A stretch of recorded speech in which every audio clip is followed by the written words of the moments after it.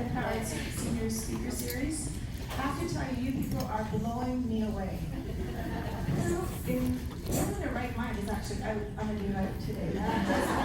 I can't believe it. I didn't know what to expect. We had a lot of registrations, and then this morning some cancellations. People saying they're not going to make it because of the rain, but here you are. So thank you so very much for being here. It's clear that these sessions are needed. I'm happy to be bringing them to you along with the educational partners, which we'll talk about in a bit. Actually, I forgot my clicker thing. Thank you.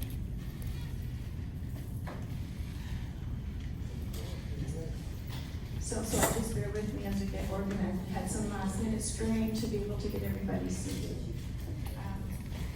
Just actually, as an aside, it's next to impossible for me to cancel these sessions. So if you're ever in doubt, they are happening. You can imagine that, like if we had some kind of fluke weather or something, I have a way to connect with you, but it's not easy to get to all of you quickly. So just, if you're in doubt, we'll be here.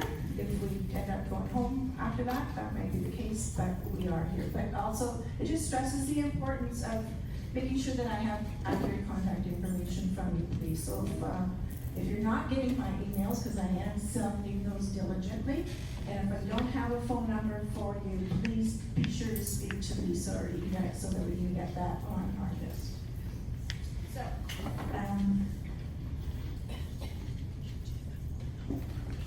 of course.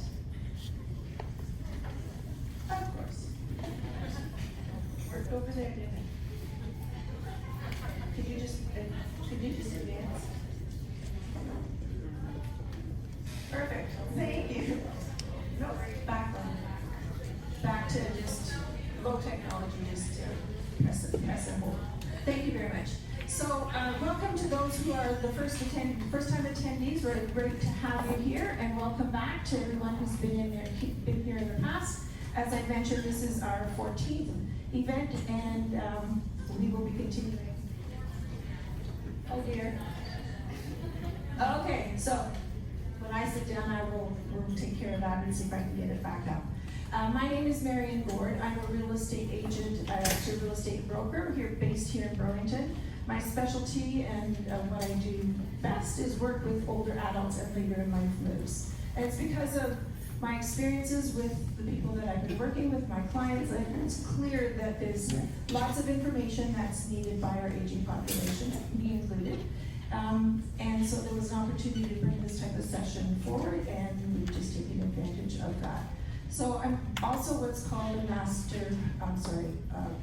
Lifestyle 55 Plus Master and a Senior Real Estate Specialist. So those are just designations that I have, extra education, training, and experience that prepares me to work with older adults and later in life moves, and also estate sales, so anyone who's looking after something, the property of that age.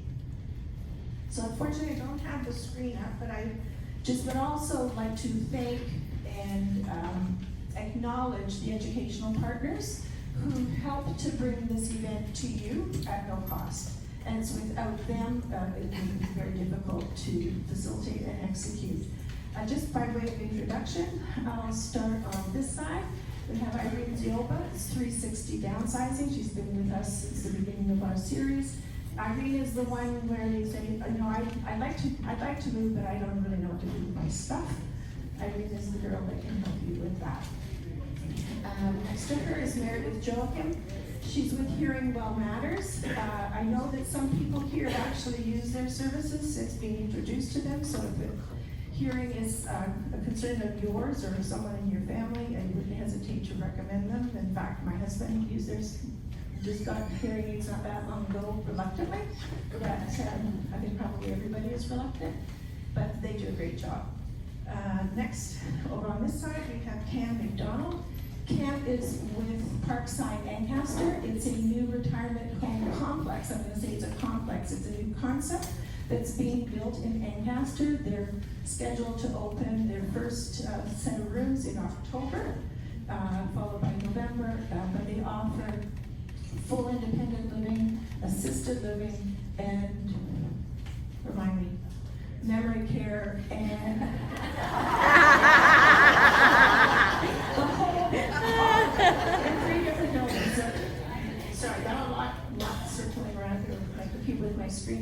here, I'm just kind of trying, we need to figure that out before our speakers actually speaking.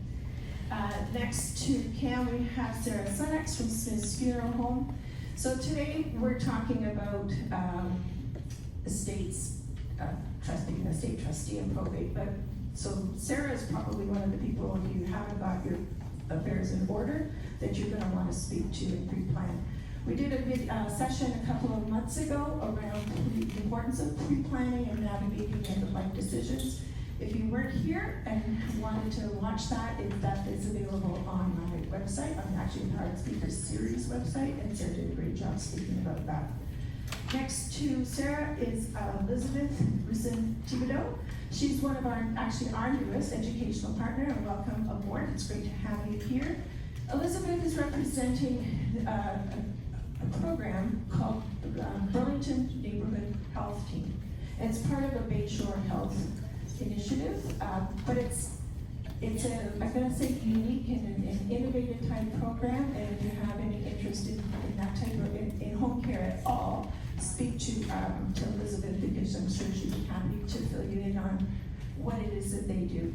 Primarily, it's a nurse-led home care program, and Elizabeth is the head nurse here in Burlington. Not with us today are Neela White. Neela is with Lou Advisory, Raymond James. She was traveling to Montreal yesterday, and I think was stuck on a plane somewhere trying to land in the airport. But Neela has been with us again since the start of our session, and she's a wealth advisor, financial advisor, and incredibly passionate about working with older adults and ensuring that everybody's finances are as prepared as well as they can be. Also not here today is Jeanette Bach. Many of you have been working with Jeanette. Jeanette is with a company called It's Her Own Business, Fluid Senior Transitions, and she helps people through life transitions. She too is incredibly passionate about what she does. A heart of gold and a heart this wide, and so if you're in need of services that she offers, do keep her in mind. Also, Kim Rutledge was not able to be with us today. She's representing Vistamere by Fieldgate. It's a retirement home in Oakville. It's a small, unique kind of boutique retirement home. Again, something if you're looking at retirement living, be sure to talk to Kim. Her contact information is on the pages that you have. She'll be back next time. Brent Cooper, also not able to be here today, representing Chartwell Retirement Homes. They've had some changes, just organizational changes with their organization just this week. So unfortunately, they're not able to be here with us, but certainly we appreciate their support.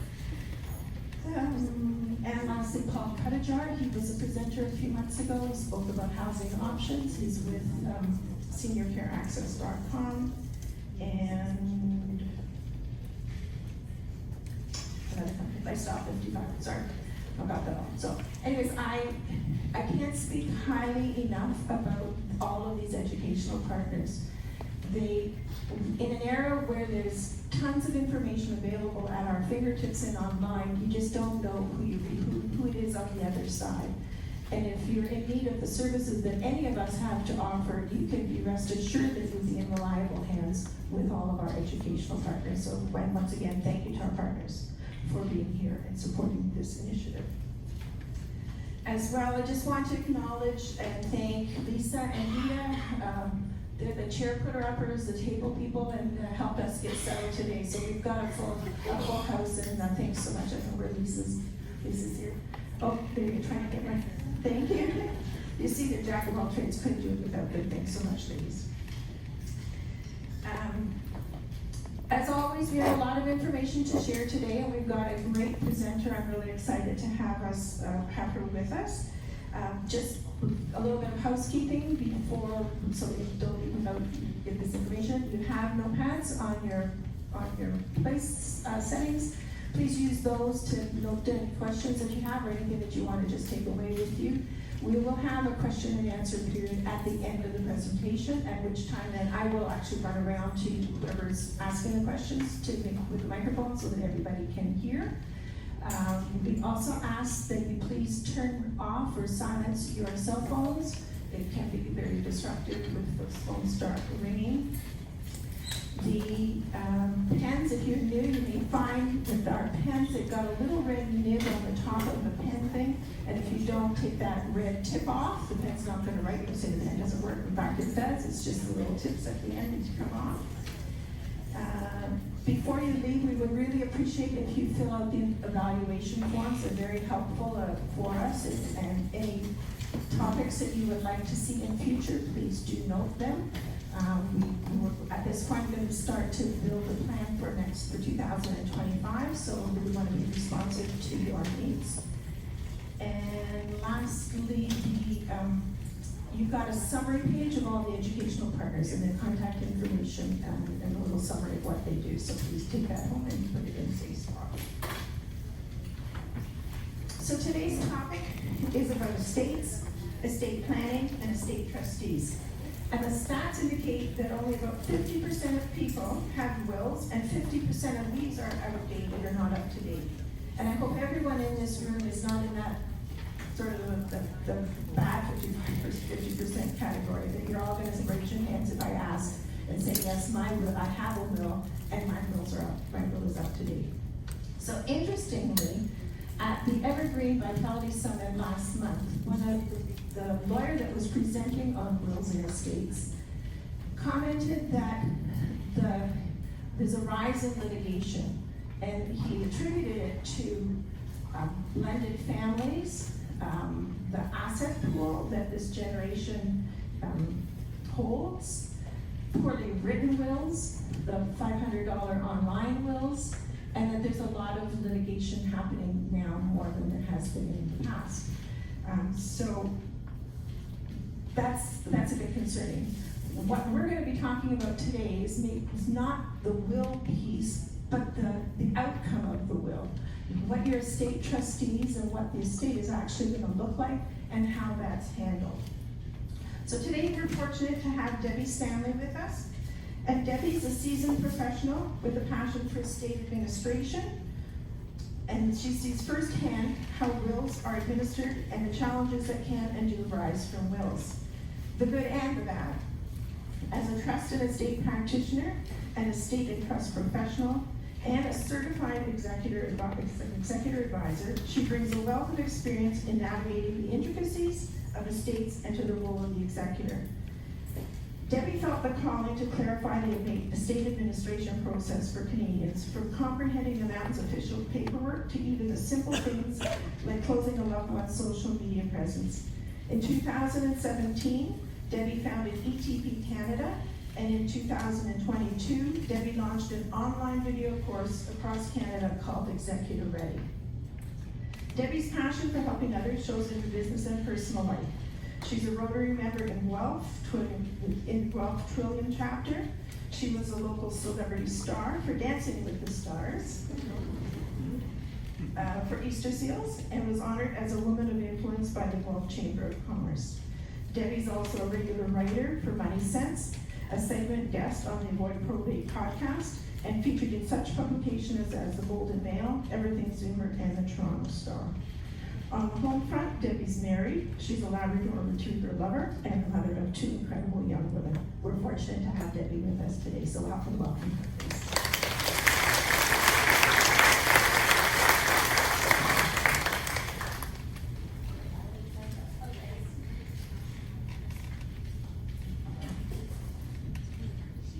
I never know how to follow that. It's like when someone's singing happy birthday to you when they're talking about you and you're like, I don't know what to do.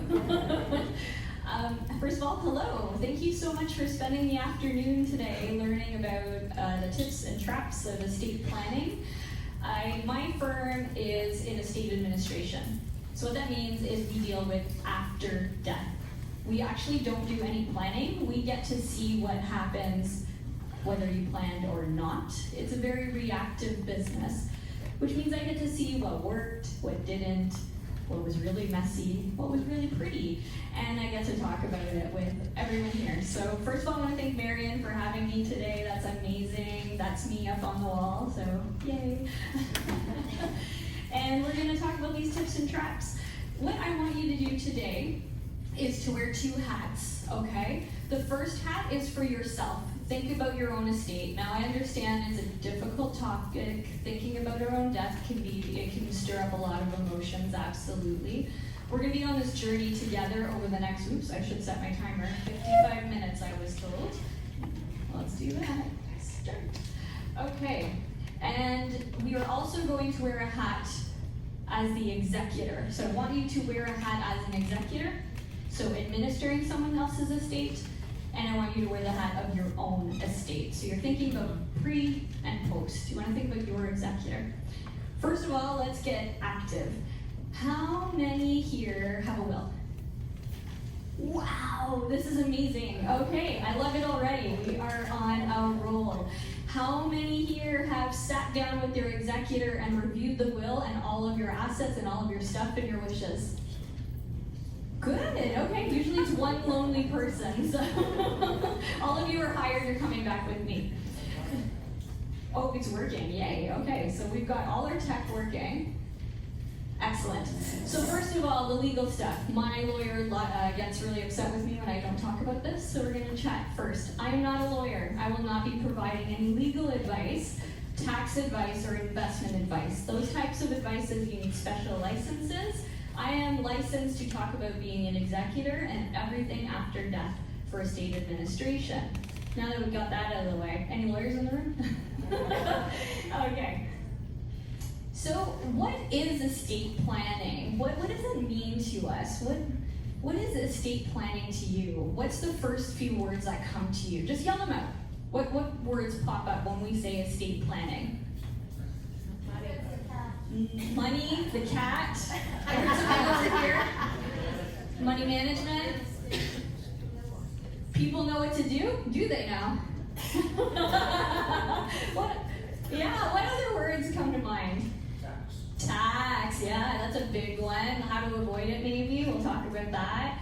Oh, probate, yes, we'll talk about that too. Estate planning, we tend to think about it a lot like our money, our taxes, our investments, our wills, the legal and the financial.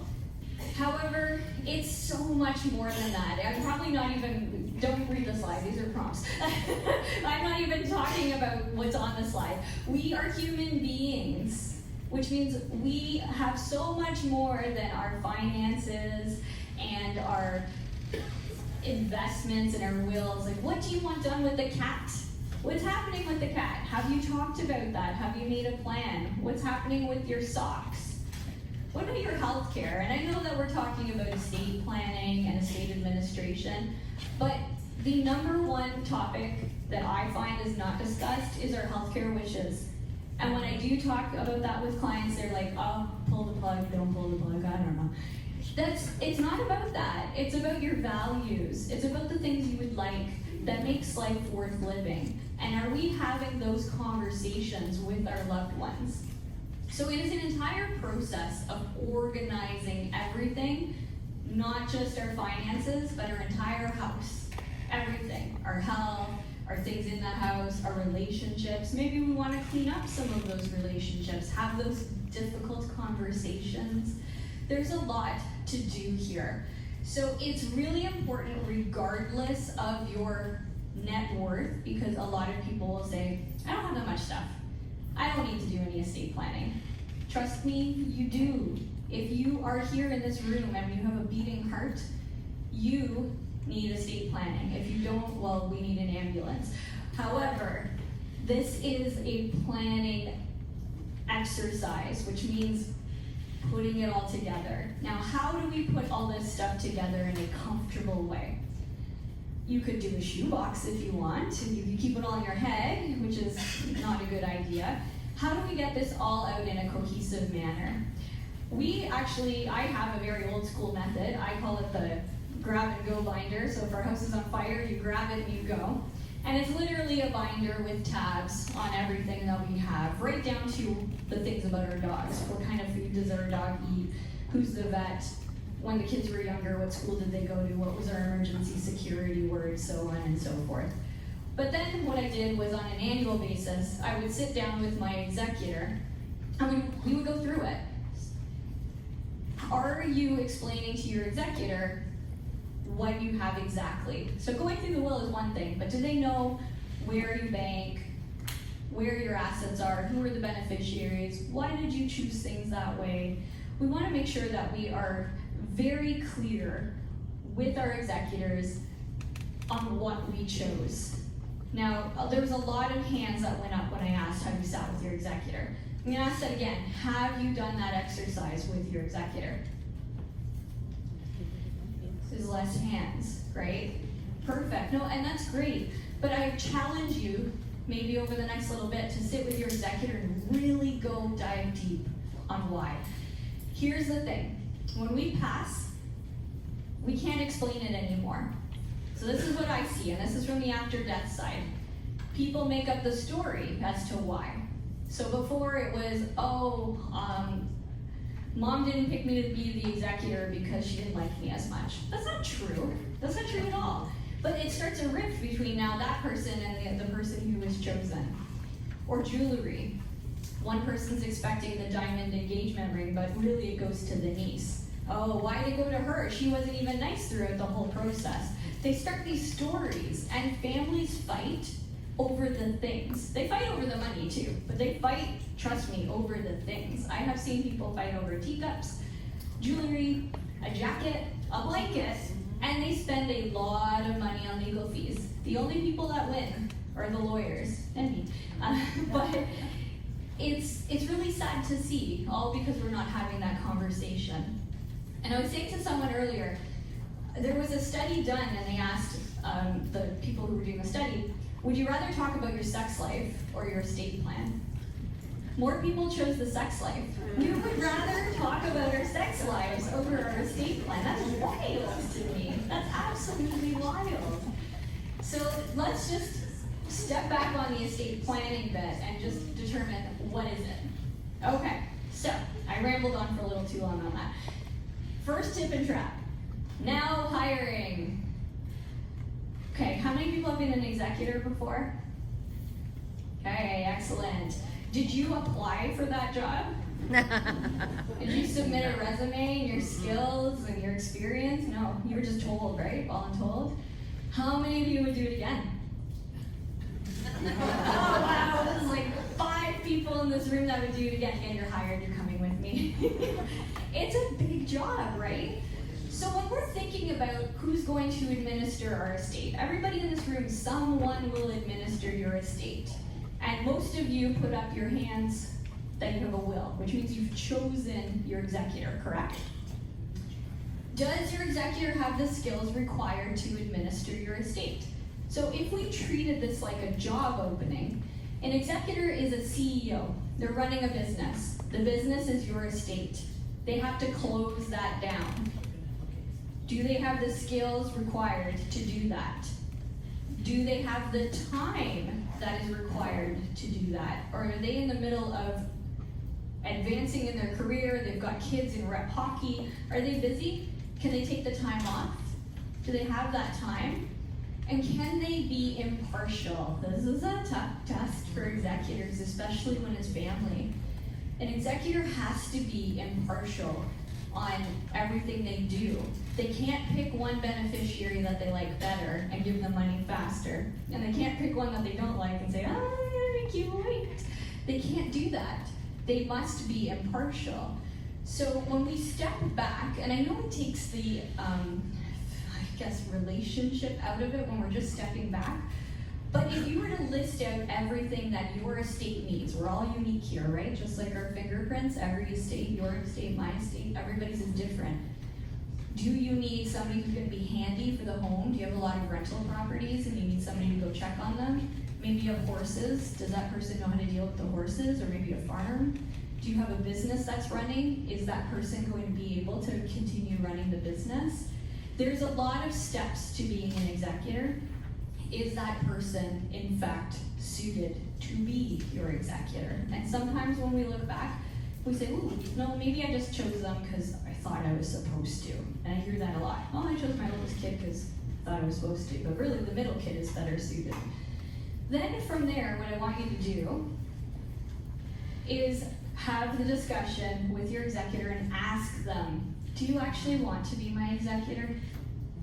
Everybody who put their hands up, they said they were voluntold, right? So have you asked your executor, do you want to be my executor?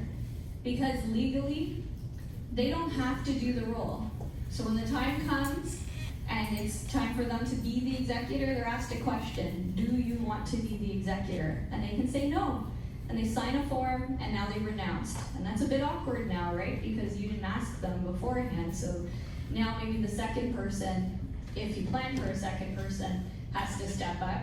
If you didn't plan for a backup person, then who is it?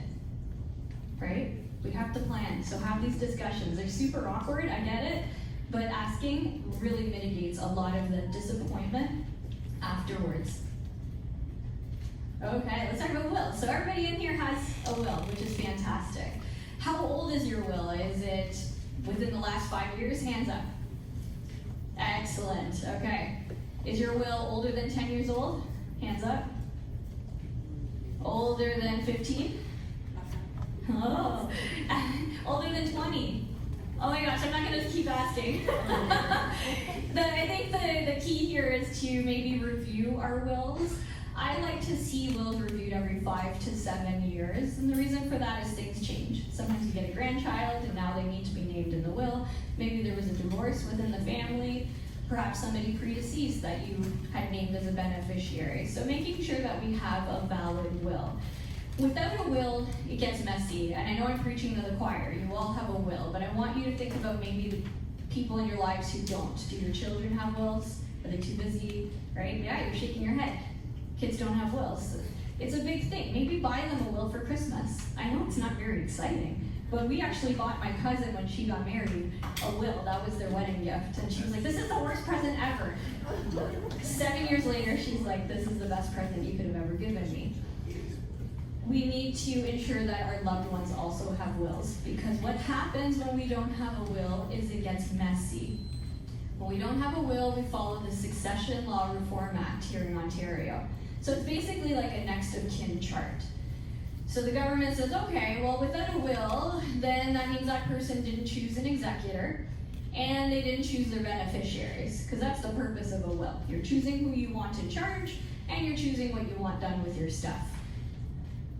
Excellent reason why to get a will. But without one, somebody's got to be in charge, and somebody's got to get your stuff, right? So first of all, let's talk about who can be in charge when there's no will. So we're going to follow the Succession Law Reform Act, and it goes down a chart next of kin.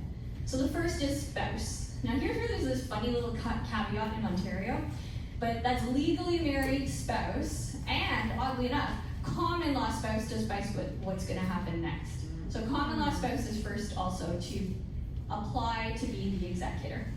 If there is no spouse level, then the second spot is children, over the 18, of course. We don't want 5-year-olds. My niece would be horrible. We do want adult children. If you have 14 children, like my grandmother did, all 14 can be the executor, which would be a nightmare. Then from there, if you don't have children, parents, if they're still alive. If you don't have parents, brothers and sisters, whether you get along or not. No siblings, then we get to nieces and nephews, and so on and so forth. So you see, you don't have a choice on who's in charge. It's just going to go down a chart, and it's like, hey, you, whether you like that person or not. So there's one reason why to get a will. Then let's talk about who gets your stuff. So there's a small little change. We're going to go down that Succession Law Reform Act, next of kin type chart. But here, spouse is the first person entitled to be the beneficiary and get your things, but only if you're legally married. Not common law. It's a little fun twist. So that's surprising to a lot of families we work with. Many people are common law, but it's not recognized as a beneficiary in Ontario. I don't know when they'll change that. I hope they change that, but as of right now, that's where we're at. So that means it skips over that common law spouse and goes directly to the children. Okay, well, let's just run through that scenario very quickly. For the sake of argument, I'm going to pick on my cousin because she's not here, so. Well, we have my cousin, and she's common law with her partner, let's say. And for whatever reason, the house is in her name only, okay? and they have 2 little kids. She passes away with no will, so that means he can apply to be the executor, but he can't be the beneficiary of her things. So everything goes to the 2 children, which is lovely, right? It's going to the 2 kids, except they're minors, and they can't receive anything until they're 18, right? So what happens with the stuff? Well, there's an office, it's a government office called the Office of the Children's Lawyer. They step in and represent the children for free. There's no charge to the children, but somebody has to be the children's voice. So the first question they ask is, well, these children are entitled to receive these things. When will they get them? Will you put them in trust for the children? And the partner says, well, we only have this house that we're living in, our marital home, we're common law. And the children's lawyer says, well, we need you to sell that home and put the money in trust for the children. And now that common law partner has to move out of their home that is their home to liquidate the asset, to put it in trust, to appease the children's lawyer. Do you see how much a family just lost by not having a will, and because we have to go down the Succession Law Reform Act? So marital status really affects things, but even more so, it could get even more complicated. Let's say there was a child that was estranged from the parent. Again, no will, we have that children level where they're all beneficiaries. Well, an estranged child can now come forward and say, well, I'm a child of the deceased. Again, without a will, we have no voice, we have no choice. We need to ensure that we have that. I know you all have it, but please go home and explain that to your children, because it's a pretty big deal. My generation's horrible for it. I ask all my friends, we all have houses, cars, loans, debt. We have so much stuff, and I'd say I'm the only one out of my entire friend group, and I do this for a living. Who has a will? I cannot get it through our generation, so please, you try and help me here. Okay, so we talked about the power of attorney just very briefly, but I do want to touch on that, and just let's talk about what the difference is. So power of attorney for personal care and power of attorney for property are 2 documents which are for when we are alive. So we have a line in the sand. Those 2 documents are for when we're alive. One handles our healthcare decisions. Some people call it a living will. Some people call it a substitute decision document. It's a power of attorney for personal care. That handles all of your healthcare decisions when you cannot make those decisions for you anymore. The other one is personal care for property. That means everything, not just your, like, if you have real estate, but a car, a bank account, investments, even your stocks. Those are all of your property. That person will manage your property for you when you can't, but you're still alive, okay? So they are making decisions for you based on what's best for you, for your quality of life. So again, when I say step back and make sure that the person is good for you, that they're going to be the right person. A prime example, until very recently, my mom had her sister named as her personal care power of attorney. And my mom would express to my aunt all the time, here's what I like, what I want, please don't do X, Y, and Z. And my aunt literally word for word would say, oh, I can't do that. No, I won't do that. No, I will never do that. And I would just sit there saying, Mom, this is the wrong person for you. But it was her older sister, and she felt like we were too young at the point. I was, late 20s, and she didn't want to put that burden on us. But it was very clearly the wrong person. So making sure that we, again, step back and make sure that person is correct. On the power of attorney for property side, again, this person should be savvy with finances, budgeting, cash flow. This is not their personal piggy bank, right? They are maintaining your lifestyle. Now again, if you have a child that you feel may not be so great with money, perhaps they're not the right choice for that power of attorney. These only trigger on a few instances, so you could trigger it yourself and say, I don't want to make these decisions anymore. You would meet with your lawyer, the lawyer would draft a letter saying that this in fact happened, that they felt comfortable with it, and then they will release the power of attorney to that person so that they can go off and do all the things. Or on an illness or perhaps an accident, if you were comatose, then it would be triggered due to a medical doctor letter, incapacity test. There's a whole bunch of different ways that it could be triggered. So you're not just walking around, at risk. The lawyers are very careful about how they release it. They want to make sure that it is in fact legitimate, that we're not just saying, oh yeah, mom can't do anything anymore, I'm going to sell the house. No, they do want to make sure that they are in fact releasing it at the right circumstances. So making sure we know that difference. So power of attorney, alive. Executor, death. That is after we die. The will is triggered upon death. I hear a lot of people come into my office and they're like, yep, I'm the power of attorney. They're talking about an entirely different thing. Sometimes those people are different. You can name all three to be different. You can have one person to be your power of attorney for personal care, one person to be your power of attorney for property, and an entirely different person to be the executor. Think of it as a baton. They keep passing the baton. The job ends each time, okay? Beneficiary designations. All right, so beneficiary designations are when we name somebody on a particular account to receive it. So this is very common on, let's say, insurance policies. So you have an insurance policy, and then the insurance company says, who do you want to receive your policy upon your death? Making sure that we're looking at those regularly. I quite literally had a friend mention to me that her ex-husband from 10 years ago is still her beneficiary from her insurance policy. I dropped my ice cream when we were talking about it. But making sure we have those updated. You can also name beneficiaries on RRSPs, TFSAs, RIFs, LIFs, all the things with letters, right? All the government registered accounts. You can also, we're gonna kind of touch on this, but let's just stay right here for just a moment. But these accounts, what happens is they go directly to the beneficiary. So they don't pass through your estate, right? So your will has everything you want to happen with your assets that are going through the estate, through this one channel, okay? When we have beneficiary designations, they pass outside of the estate. So it's private, no one has to know except for that particular company. Even when the executor calls and says, I think there's a TFSA here, they'll say, yep, here's the stuff you need for taxes, but we'll reach out to the beneficiary. It's very private. They won't tell very much.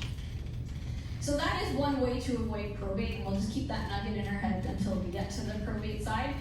But it is handy. What I do want to point out, though, a little trap, is that registered accounts, while they pass outside of the estate and they avoid probate, they do not avoid income tax. Two different taxes, very different. We're going to talk about that, but I really want you to be clear on that. So when we pass away, the government says we can't take everything with us, right? Because we can't. So they say, okay, on the day that you died, you sold everything to your estate.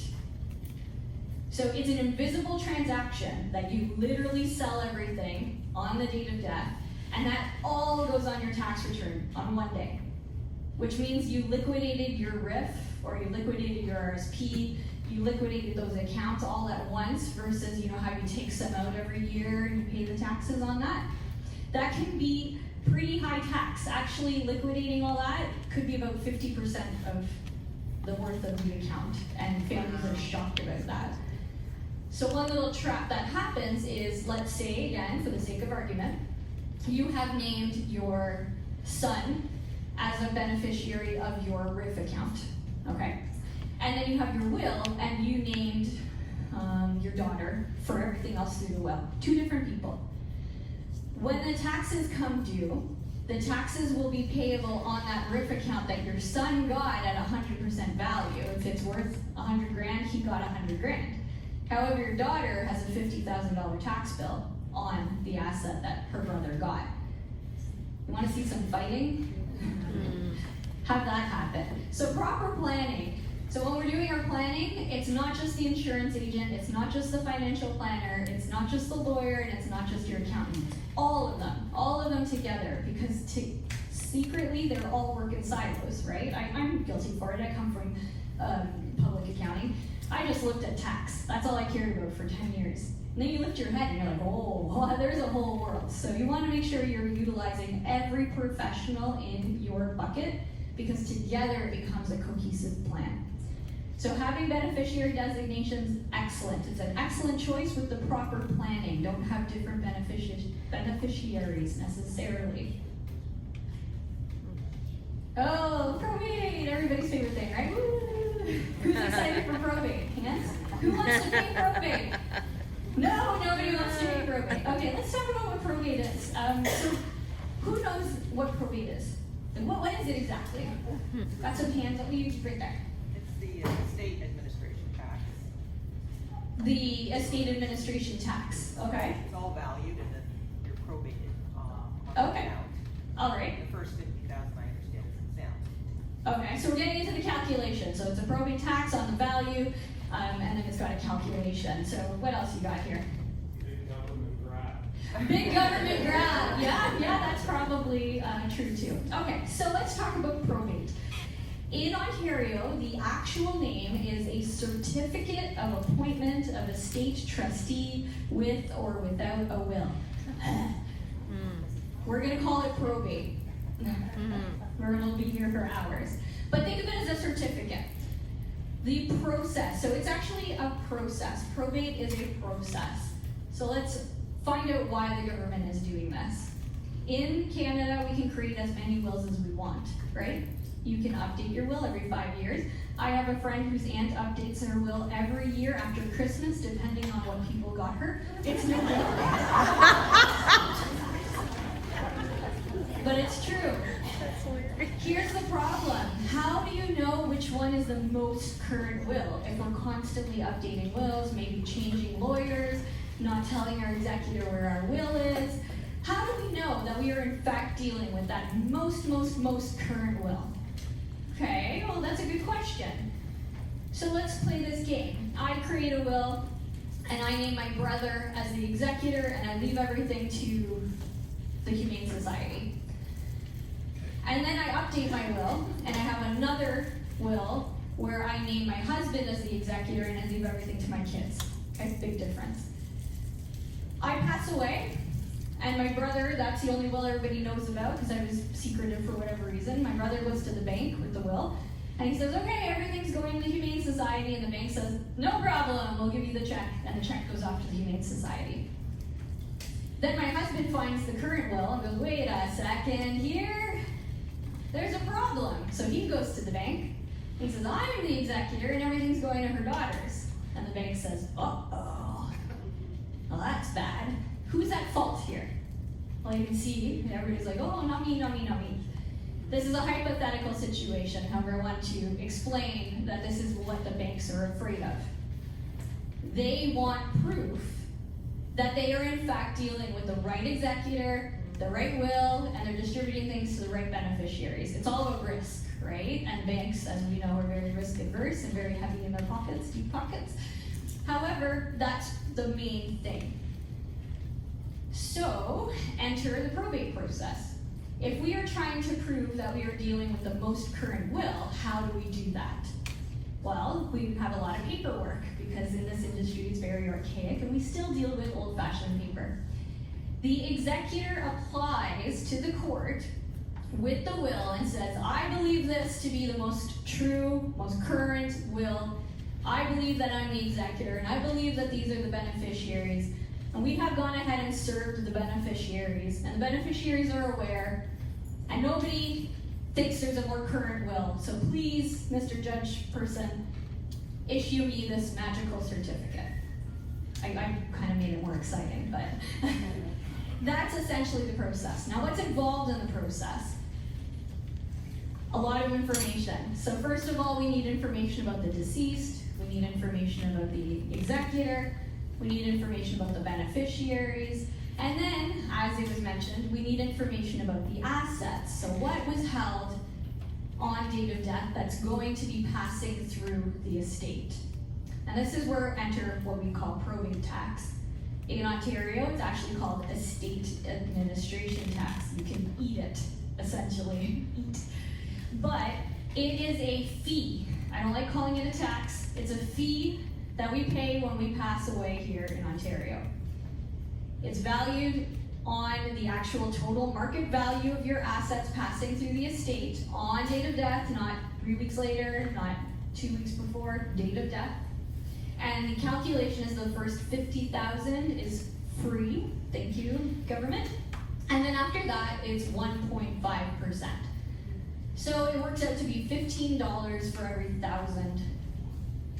So if you have $1 million estate, it's $14,950 because you got the first $50,000 free. Okay, I get it. We don't want to pay that. However, hearing the process, who's more now into the process? Like, do you want your will actually be the most current will? You want the most current one validated?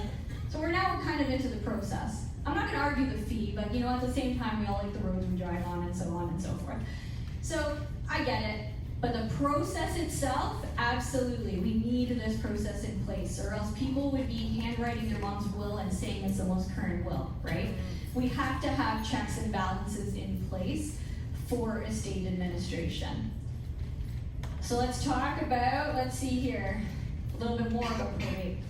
It is a long process, especially if you're in Toronto. It's about an 8-month wait time, and you'll hear me curse every bad word while I'm working with them because they're very difficult to work with.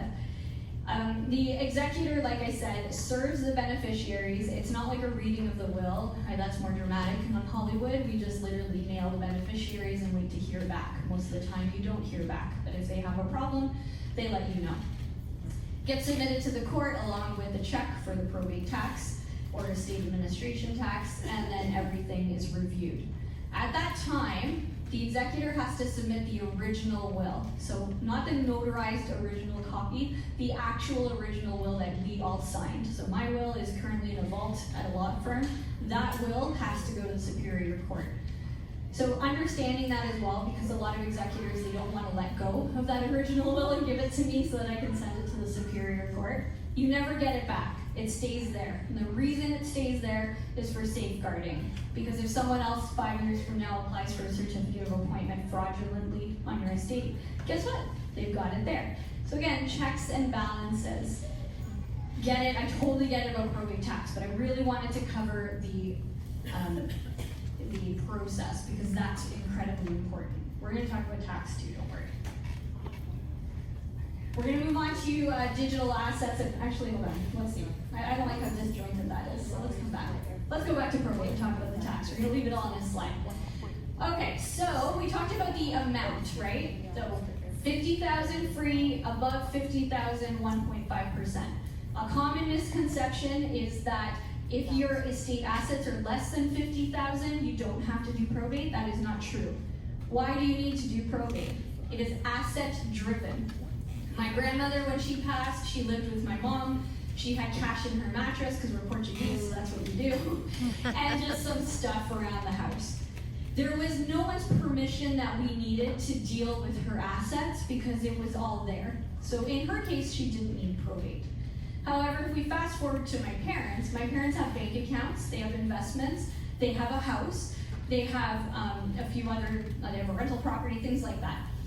So now we're getting into assets that need someone's permission, if you will, to deal with. So again, we talked about the bank. So the bank accounts, the banks are just gonna ask for probate. I've seen them ask for probate for up to $1,500 in a bank account. I mean, they are risk adverse. They, at the end of the day, want to know that they're dealing with the most current will, the most current executor, the most current beneficiaries. That's it. Doesn't matter to them what's in the bank. From there, if you don't have a will, you're guaranteed probate, because now how do you know who's supposed to be the executor, right? And how do you know who's supposed to be the beneficiaries? So no will, 1,000% is going to need probate. Well, I shouldn't say 1,000. Let's say 999% you'll need probate. Now, the other assets that will trigger probate is a home, so real estate, because real estate is registered with the province. So as soon as you want to sell the house, you have to show proof that you have, in fact, the authority to deal with selling the house, or else people would just sell each other's houses like willy-nilly. We don't want that, right? So again, that comes back to that certificate. Investments that are non-registered, those also, again, the investment institution will want proof that you are in fact authorized to deal with those assets. So you can see this is very asset-driven. This now comes down to the big topic of avoiding probate. I'm not sure how many of you have heard me on Jason's show. I have said, you can reduce probate. I don't know that you can always avoid it entirely. First scenario that you can avoid probate is between spouses. because the government does say between spouses, it makes sense. You want the spouse to receive your assets. So usually you're held jointly on different things, like joint bank accounts, joint investment accounts, you're each other's beneficiaries on the TFSA and the RSP. But it makes sense, right? It's going to roll over. When I worked in public accounting, it was a joke. Like the first to go was the easier one. The second one, it's harder, so you want to be first, right? Do you though? So that makes sense to me. Okay, you probably can avoid probate. However, if you are maybe married spouses or spouses, and you have your own accounts with your own names on them, and you're not holding them jointly, well then you might trigger probate because you've got things in your name only, right? So if you want to avoid probate, perhaps you want to look at joining those two accounts between the spouses. Does that make sense? Yeah? Okay. Then we have, where people get very creative and they want to avoid probate because maybe they're the second spouse, they've now been widowed, and they want to ensure that they are avoiding that 1.5%. So we get creative and we say, okay, you know what, I'm gonna put my kids on the joint bank account, or they're gonna join them on the bank account. So then that will avoid probate because the bank told me so. How many people have heard that from the bank? Oh, if your kid's on the joint on the account, yeah, exactly. When we put our child on an account with us, the ownership is changing. So now it's joint with your child, which means it opens it up to your child's, perhaps, situationals in life. If they get divorced, maybe that's gonna become part of the family marital division. We've seen that. Now half your bank account just went to that son-in-law you never really liked. Or they go bankrupt. Perhaps half your bank account now is being taken as well based off of what happened with them. Also, they can drain the account if they want. You just gave them full access to the bank account. They can use it as their own piggy bank. I'm not saying they're going to, but I do see a lot of things, so I do want to bring that up. Okay, so based on the bank, they say it's a joint, which is true. It's now joint. And then when we pass away, we think we avoid probate on it. Well, the bank says, no, it's joint. You can have it. It's now yours, Sally. It's your bank account. The government says differently. The government says, okay, well, hold on just 1 second here. Debbie Stanley, what are you doing? They want to know why I'm holding this account with my daughter.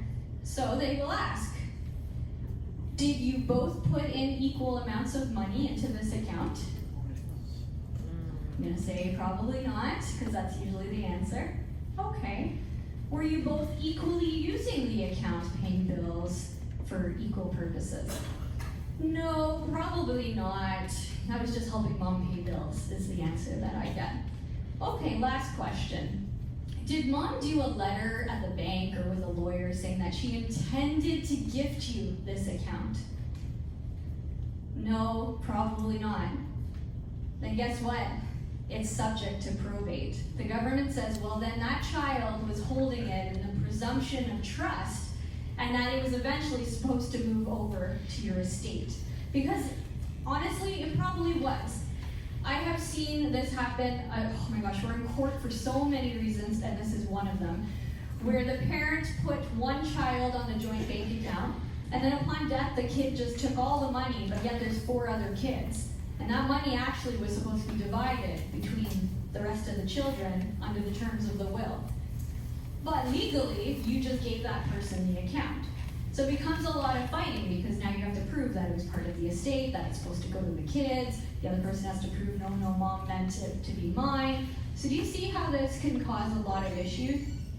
So if you're trying to avoid probate on the bank account, then set it up strategically. Make sure that when you go to the bank, you sign some sort of letter saying, yes, I do in fact 100% want this particular person to receive it on my death. And then maybe go a step further and go to a lawyer and have a lawyer draft a letter too. But if you want that bank account to go to your kids as well, not just the one child that you're putting on joint, then it's not avoiding probate, because it's supposed to be part of the estate. If you're just putting on the kid to help you pay bills, then use your power of attorney document or come up with a different plan. But this will not avoid the probate tax. It won't get frozen, because many people hear how bank accounts get frozen. Won't get frozen, but it will in fact be subject to the tax. So let's be careful there, as I ranted on for a long time. Ooh, okay. The other thing that we see happen is the house. So again, we want to avoid probate on the house. Our house is our biggest asset. It certainly is my biggest asset. And you know what? It will really suck to pay probate tax on my house. Absolutely, I kind of dread that. So we get a little bit creative here again with our kids usually. And I'll see parents say, okay, you know what we did is we put the kids on the house, and now I'm off of the house, and we avoided probate. Ta-da! You did. The house is now in your kids' names, and guess what? They can do whatever they want with it. They can sell it.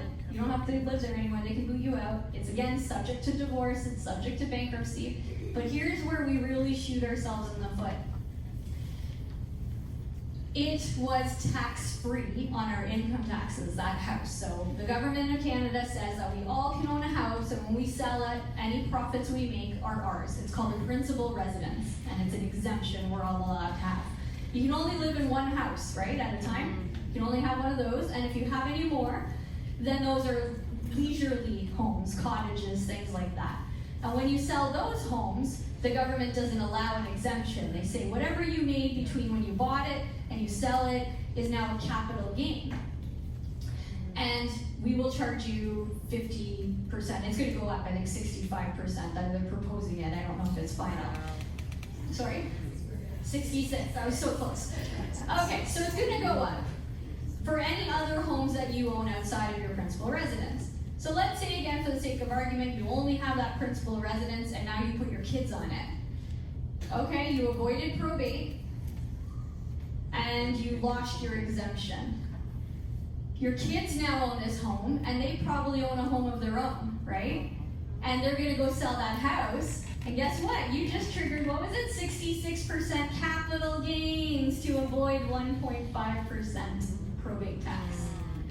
I'm not saying I'm pro-probate, I'm just saying please just step back for a moment. I see people rush through this without really looking at the consequences, and it costs you so much more, so much more. Now there are other alternatives as well, which I can't speak to very well because I don't do them, I'm not a lawyer, but there's trusts you can set up. So family trust is one thing. Let's say you have a cottage, you could have a family trust. So I could have the Debbie Stanley Family Trust, and it would buy the house, the cottage from me. And in that family trust, we would have all the beneficiaries, and I no longer own it, so that means it avoids probate, and it's subject to the family trust provisions that we have. I enjoy family trusts. I used to specialize in them 10 years ago, and I think they're very handy, as long as it all makes sense for your family. So owning a cottage like that, does everybody agree? Are they all gonna mow the lawn, you know, on an equal basis? It's a lot of work, but that is one option. Then there's a bear trust, so that's a very popular one. I know zero about that because, again, I'm on the death side, so a bear trust would never come across my desk. I know you need a lawyer, you need to change the ownership of it. The problem recently is whether or not it falls under this new reporting for the, sorry? Yeah, the trust reporting. So they're on March, I think 28th, they said no, it doesn't, but for the first 3 months of the year, accountants were running around and saying, oh gosh, okay, now we have to do trust reporting. Not just on bare trust, but even joint bank accounts. It was a whole nightmare. They're still not clear on what they're gonna do about that. So asking the professionals, again, on whether it makes sense.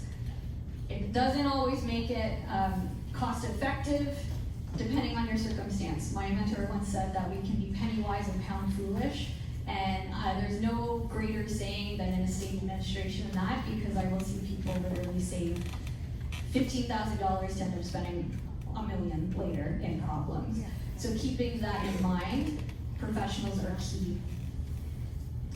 Moving on from probate, we're going to talk about digital assets very quickly. I know you have a speaker coming up talking about it next week, next month, but we're still going to talk about it because I know we like digital assets. So who here has digital assets? Put hands up. That's it. Who has an email? What is it? Yeah, who has Facebook? Yeah, okay, we've got more people. So we have digital assets whether we know it or not, right? We were on Zoom for a long time and you probably had an account. So if you have any sort of digital footprint out there, your executor has to close that down. It is getting tougher and tougher for an executor to deal with that. So, don't forget your coat. It's getting tougher for an executor to deal with your digital assets because technically those assets are not in Canada, right? Facebook is in California, which means the executor has to follow the California laws, and they're pretty, well, they're very different. They don't really care about our certificate of appointment. They want, some sort of court order and whatnot. So making sure that we have a listing of all of our assets. I know we think of crypto immediately. Oh, I don't have crypto. Okay, but how do you close down the Facebook account? Do you want to be memorialized? Do you want it closed down? How do we deal with your emails? Do you have bills coming into your emails that need to be paid upon your death? How will the executor know to get into that email? How can they get access to it? So Google has created a new legacy process where under the settings you can actually name a legacy contact. You can also choose what happens with your account if it's inactive for 3, 6, they call it a dead man's switch. I hope they changed the marketing on that.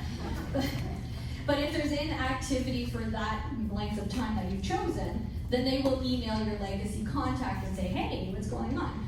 And then that's when they can say, oh, yeah, they passed away, here's a death certificate. And Google will work with your executor because you already pre-set that up. Apple also has a new feature as well. And under the settings, you can do a legacy contact, and that person gets a QR code and you print it out. And then upon death, again, they would show Apple the QR code, the death certificate, and Apple will actually work with you. So making sure that we're thinking about our devices. We have phones, we have computers, we have things. What about our photos? Like, these are not monetary things, but the photos are one of the biggest things that we care about. I have over 7,000 photos on my phone right now, and what happens when I pass away? How do my kids get in here? Well, Apple's gonna lock the account, and technically they own those photos. Those are their photos. I bet you 200 years from now, my trip to Greece will be on a billboard somewhere. But my kids will also want those photos. So this is where we take it a step back and go a bit old school, and we tell people, okay, download them onto a USB. Every year, we just do a dump at home, and we put everything from our devices, and we just label it 2024 photos. And then it's all there. The kids then have the access to the USB. It's as old school as you can get, but sometimes we need to go back a little bit. I'm very techy. I'm married to a software developer. I love tech, but even every now and then, we're like, oh, does it need to be tech for this particular thing? So that's an easy way to download that. If you own any domain names, perhaps you help your church, or maybe you volunteer for a club and you bought the domain. I just did this recently for my Rotary Club for RigFest, well, rigfest.ca in case you're interested. But I now own this for the club, and I thought, oh my gosh, I just did something that I say not to do. So I had to send all the information to the club, because if something happens to me, you want to make sure that the domain name transfers to someone there. So just simple things, right, that we don't think about, the everyday little things. We are so much more than just money and wills. We are human beings doing human things. And digital assets are definitely a thing that are happening. They are getting complicated, and no one knows what the heck is going on. Every will I read has a different clause about digital assets. And every time I talk to a digital asset provider, they have a different question and a different answer. So nobody knows what's going on in this world. It's getting complicated, so stay up to date, making sure that you know what you have, and that your executor also knows, because it's easy to say, oh, she's got this dining room table, because we can feel it. But we can't see what's in the cloud, right? And it can cause delays on an estate. Sometimes you lose money based off of different things that you may own. Like maybe you have a digital book out there and you're an author. Maybe there's an influencer in the room. Can I take a picture with you? But there's different things that we have that we may not think of because they're not right in front of us. So I won't go much further into the digital assets out of your next month's topic. So that brings me to the end, and I've got, yes, oh wow, 5 minutes. That was perfect. Okay, so I think we're going to cover questions, right? And I threw so much at you, but throw it back at me.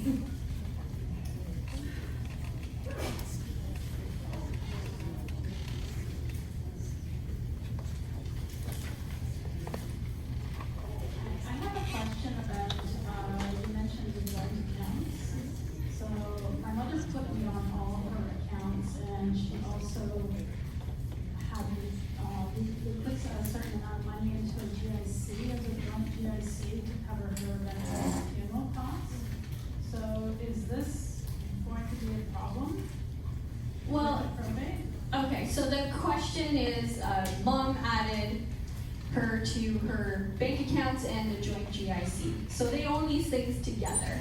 Now, when it comes to the estate administration, it's not necessarily that it's a problem, but you didn't avoid the probate. So depending on the will, I don't know your circumstances. Let's do two different circumstances. One, you're the sole beneficiary, so you're getting everything from mom. Then it matters less, because who's gonna fight her? Herself? I mean, I've seen strange things, but somebody suing themselves, not so much. So you're pretty safe there. But as soon as you are not the only beneficiary, then you have to answer to the other beneficiaries. And they're gonna say, well, is that your account? Are you taking it all? Is your intention to take it all? No. So your intention is for it to go through the estate? Yeah, my intent was to use that money to pay for the funeral costs. Right, so, And then a balance share with my three brothers. okay, so the answer was, she intends on using the money to pay for the funeral costs, and then the rest will be divided between her and her three brothers. That is following the terms of the will. These are estate funds, because the estate is supposed to pay for its funds, and then she's following the terms of the will. So while it's not frozen, it's still subject to probate tax because you were technically holding it in trust for mom. These are not your monies, you're just helping mom, right? Is that how you look at it? Then yes, we would calculate the tax on those accounts. Your eyes are so wide open there. You're like, no. I've got a question. Yes. Regarding who oversees the activity of the person who is the POA, who has the power of attorney, for finance at the time. I called it to how it was meant to be executed. Such a good question. So I'll just reiterate that. So who's overseeing the work of the power of attorney for property while they're administering your property? And really, at the time, no one, right? Which is scary because we do have a lot of abuse in this industry. Actually, I was in a conference a few months ago and they said this will be the biggest form of theft and fraud in the coming years because you have no oversight. So no one oversees what they're doing until someone says something. So if a family member thinks, hold on, I thought mom had a lot more, or why are we selling her house and now she's living in some smaller place? Somebody has to say something and then say, we would like for that power of attorney to show what they've done financially. So, compelled to pass accounts is what they've called. So that's where the power of attorney has to show the financial story of what they've done, what they've spent the money on, how they've spent the money, where money came from. And at that point, it could also go to court where a judge reviews that. And then depending on how the monies were spent, they may have to repay that person or the estate if they've already passed away based on that. So unfortunately, at this point in time, and that's why it's so important to make sure you pick the right person, because there really is no oversight until somebody says something on the power of attorney side. Actually, sorry, one other question, it's, I often get asked by people that come here, if I have nobody, in terms of a power of attorney, if I have nobody, I have no family, who do I go to? Oh, that's a great question, and it's almost like you set me up. So we actually provide this service. I did not pay her for that, but we are professional executors and professional power of attorneys, so we offer this to Canadians, whether or not you have family or people are away. The reason I started this was because everyone deserves professional support, and I believe that your executor should be a professional. I find it funny that I can name my brother, and I love my brother, but he has no experience in this. However, I went to school. I've administered over 10,000 estates. I have 3 licenses. I mean, wouldn't you want somebody who understands estates to administer your estate? So you can, I'm not saying don't have your family, I'm just saying there are options in case you think, oh, you know what, I need another. Lots of questions here. Yeah, so it's back to the question of the financial assets, and if there is a will and that's all clear and who the beneficiaries are and power of attorney, and that's all good. And if there's no real estate assets, so it's just bank accounts and they have the designation on, so that's clear where the registered accounts goes. But back to the, open bank accounts that would have more than one name. Let's say it was, the daughter, was a joint holder, and that's the only asset. So what actually would trigger the probate in that case? Is it the bank saying, okay, you can't, they'll deal with the registered assets, but the unregistered ones that are in the open bank accounts and whatnot, or GICs, it's the bank that would initiate wait a minute, you can't access those funds, you gotta go through probate. Is that how it works? So in the example you just gave, you said that there was registered assets with beneficiaries, there's no real estate, and then we have these open accounts with joint holders. So is that correct? I understood that. So with the joint holders, the bank is going to take the stance of, well, it's not our problem, right? And so they will just give it to the joint account holders. So in that particular situation, you avoided probate. However, did the beneficiaries, the proper beneficiaries, receive their funds? So let's say you have it with your daughter, but you have other children and you want them to have the money. You're taking it, you're leaving it to your daughter to willingly give it to her brothers. Does that make sense? Okay. Oh, you got the mic, okay. And you have professional people who can settle an estate. If it's your relative who's an executor or power of attorney, are they allowed to charge, or is that at their discretion? Excellent question. Whether you're a professional or not, you are entitled to be paid for your work, because this is a heck of a job. I mean, it is a downright gritty job. So in Ontario, a power of attorney can charge, it's a very weird percentage, but it's 3% of everything going in and it's 3% of everything going out. So technically it's 6%, but you'll never reach the 6% because you'll never have everything go out. Anyway, just say 3%, we'll just put 3%. An executor, so on death, is 5%. So think of it as a commission. 5% of everything they are dealing with to administer your estate. I will admit that executor compensation is probably one of the most contentious things that I will ever see in my lifetime, especially between children, so between those siblings. One person will say, well, if I was the executor, I'd never charge for mom's estate. Trust me, that's not true. You have so much work to do. People have to take time off work. It's not always paid. They used up a lot of the time when mom or dad was passing away. They're out of all that time. Now they're off for 6 months. They drove their car all over the place. I mean, it is definitely warranted. Now, what I will say is that executor compensation is subject to income tax. So the estate now becomes an employer, and it has to open a payroll account, and you have to pay CPP, federal tax, and you get a T4. So sometimes it's not totally worth it, especially if a beneficiary is the sole beneficiary, and then I tell them don't take compensation because you're receiving tax-free funds. However, the second somebody is an executor and they're a shared beneficiary, then I tell them, look, you're doing all the work for this. You should take compensation.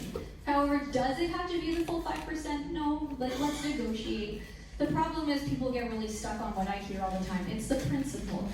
So they don't want their brother to get that much, or they are going to do it because it's a principle, they were the executor. So making sure that that's discussed beforehand. When you talk to your executor, make sure they're aware of it. And maybe even, I'd go a step further. Do your beneficiaries know their beneficiaries? Like, can you tell them that their executor is going to take some fees? We are very secretive about our estate planning, and I don't know why, but, trying to open up those conversations a bit more so everybody's aware of the compensation fees, because it is a big one.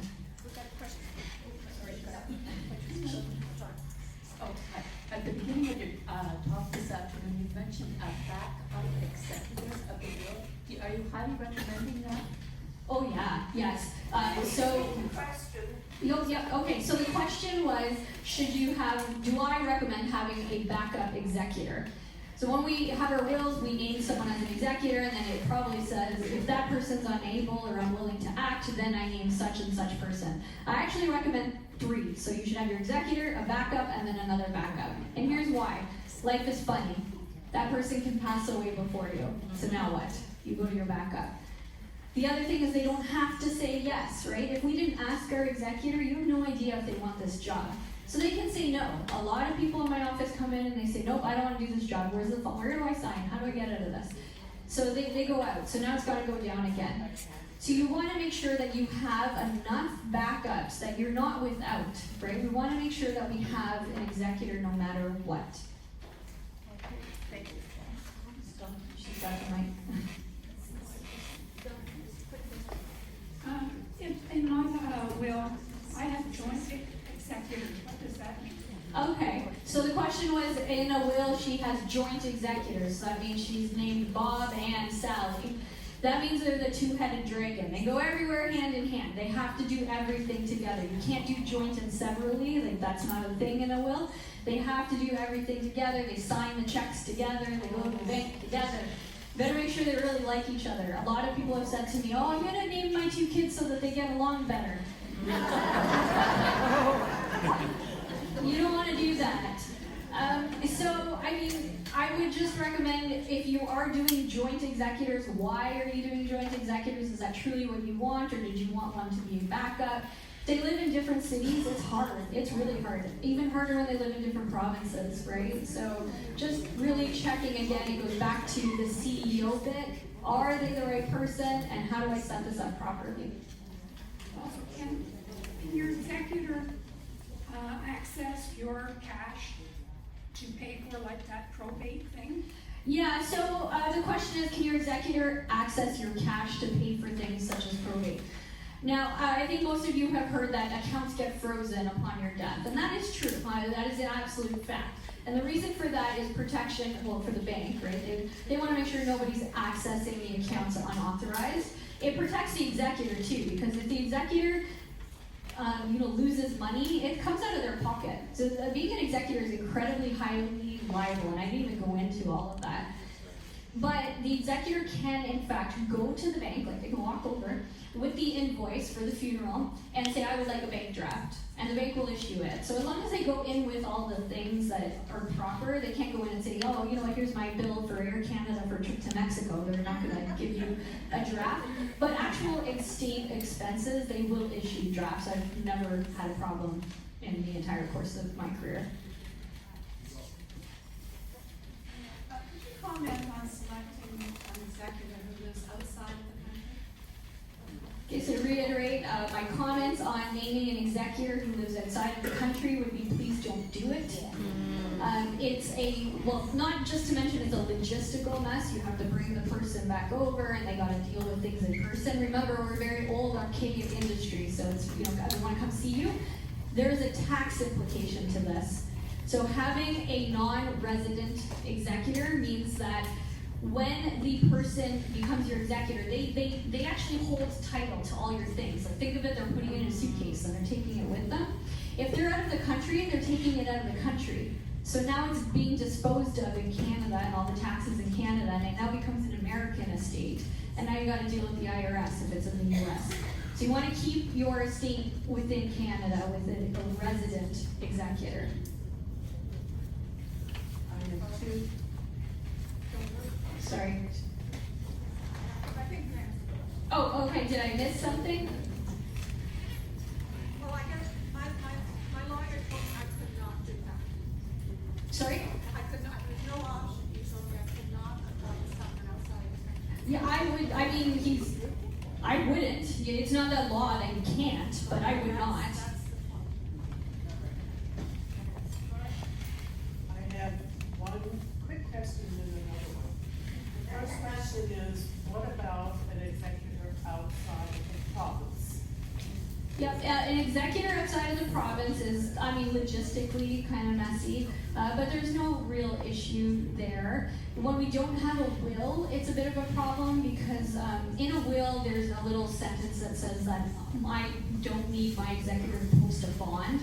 So posting a bond is where the courts say we'd like the equivalent of the estate's value held here in case you run off to Mexico with the assets, then we still have like an insurance policy. So that's posting a bond. In every will it has that sentence. So when we name an executor in a will, we have that sentence, and no matter where they are in Canada, they don't have to post a bond. However, when there is no will and your executor is outside of the province, then the courts want to see a bond posted, and it becomes a lot bigger issue. You can get around it with different affidavits, but it just becomes, without a will, it's a bit messier, but with a will, it's not a problem. My other question is, if someone was to work with you, what is the cost initially, what's the cost going forward? Okay, so we have two sides of our business. So the question was about our costs working with ETV Canada. One side of our business is where the death has already occurred, the executor's already doing the work, and they're saying, holy cow, I need some help. So they come to us, and we help them with whatever they need, whether it's probate, just estate administration, the passing of accounts, so that's the accounting.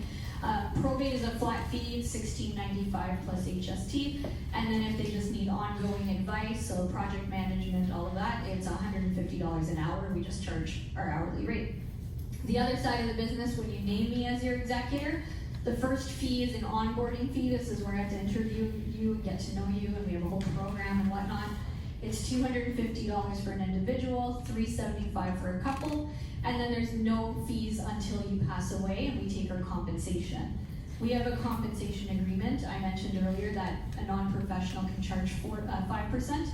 We charge 4% on the first 500,000, and then 3% on the next 1.5. So it's actually more cost effective to use us. Are your fees posted? Online, except for the compensation agreement, that's not posted, but I'm happy to send that out if I can send that to Marion. On average, how long does a will take to go through probate now? So the question is, how long does a will take to go through probate? It's very dependent on the superior court that you're using. So we have to apply for probate in the jurisdiction of where the deceased lives. So I live in Guelph. When I pass away, the estate of Debbie Stanley will go through the Guelph Superior Court. Right now, their wait times, actually they're taking longer than usual, so about 12 weeks is the wait time there. Kitchener is about, actually we just got one, 2 weeks wait time. Amazing, they're my favorite court right now. Toronto, 8 months to a year. Horrible, horrible. Peel, about 4 months. So it all depends on the different courts. Yes, yeah, so jurisdiction, so Guelph is in the county of Wellington, Oakville is in the Halton, Burlington is in Halton, yeah. So it all just depends on that particular bigger cluster. I have a question about trust. I don't really understand them. My son took out a certain amount of money, I don't know how much, a few $1,000s. They put it in a trust for my 21-year-old granddaughter who is in university, and she doesn't get the dividends or the interest from that trust, but she gets the tax slip, so she pays the tax. So could she at any time get any money out of that trust if she wanted it, or is the father in total control? I don't know the particulars of the trust, so what kind of trust did he set up, what's the documents, that's a very personal, I wish I could answer it, but without seeing it. It could be a trust that he set up that she gets no money until a certain age, and it's all accumulating inside of it, so even though she's paying the tax, she doesn't get the proceeds. Without seeing the document, I unfortunately can't comment.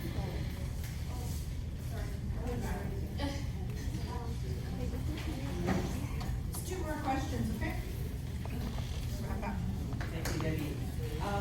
To your point about the executor charging 5% on the estate, and that would be a taxable income, how would one know who distributes, if there's 4, let's say, children in the family, and one of the children is the executor, how would the rest know that they are now properly filing it to the government, so it becomes a taxable item? Okay, so how do beneficiaries know really what's going on with the finances, essentially, is the question, right?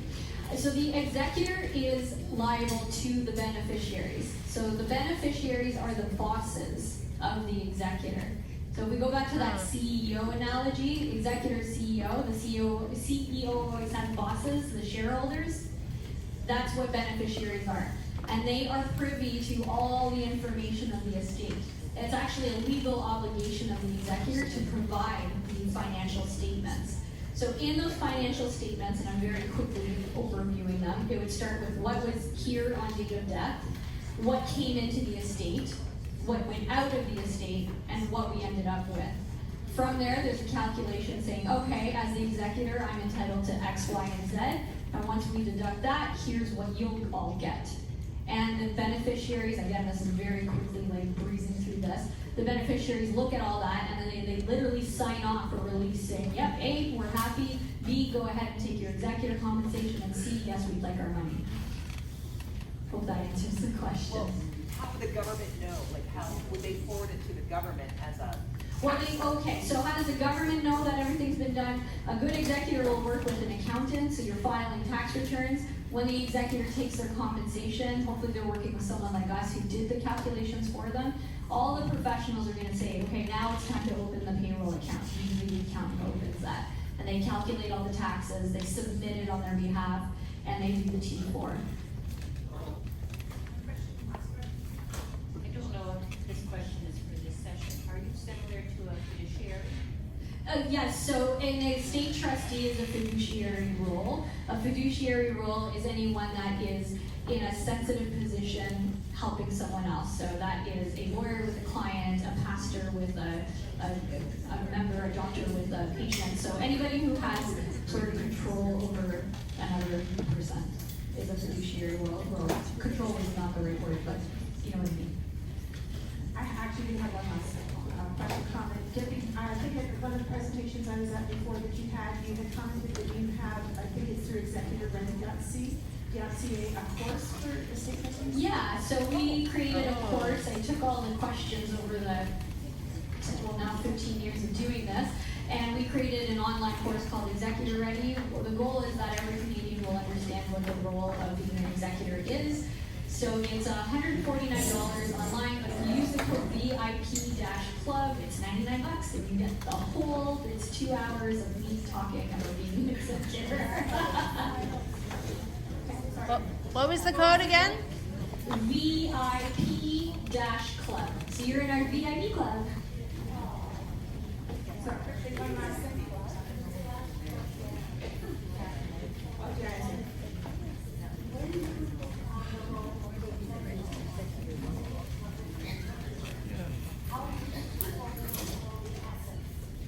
So the question was, the question was, when I'm an executor, professional executor, how do I dispose of all the assets? So first of all, the will is my guide. It is my set of instructions. So if it says everything is sold and given to the Humane Society, then that's what I do. I literally go through all of your stuff. I go through your underwear drawer. Like, you can't hide anything from your executor. I know all your secrets. We inventory everything. We do, well, there's no garage sales anymore, but we sell as much as we can. We get things on auctions. We turn everything into cash and follow the instructions that you have left in your will.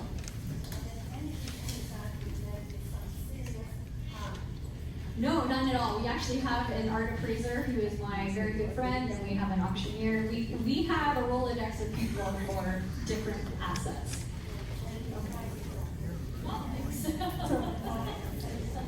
Thanks so very much, Debbie. This was an incredible presentation.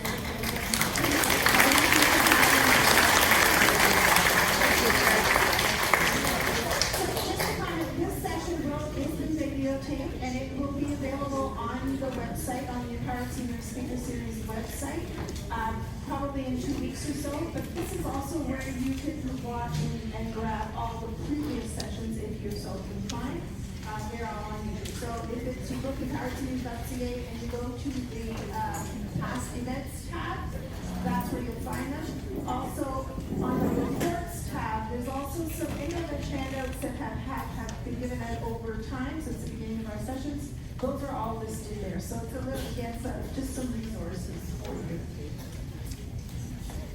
And if you haven't done so, when you, before you leave, we really appreciate it, see when you fill out those evaluation forms, it's very helpful to us. Thank you. And also, that back, just thanks again to all our educational partners. We're all here for you, none of us fight, so feel free to come and chat with us. And next session, if you haven't registered, we've got that information. If you want to register for the one upcoming in August on digital assets, you can speak with Ida or Lisa or me or register online. And just thank you so very